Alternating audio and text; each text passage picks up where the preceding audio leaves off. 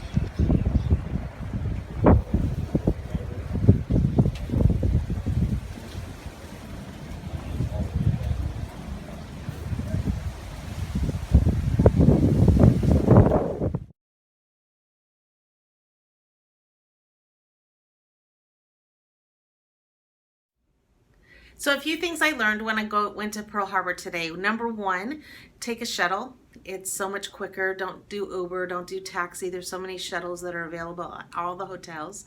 Do not bring a bag larger than a size of a sandwich bag. They're going to make you put your bag in a holding locker that costs $5. And when you first walk into the visitor center, go straight forward and you're going to get a time-stamped ticket. To get to Pearl Harbor early. The tour is free, but you have to get a timed stamped ticket. And if you show up anytime after 11, you may not get your time stamp to go in until after 2. And if you're doing any shuttle services, this can be an issue of getting back.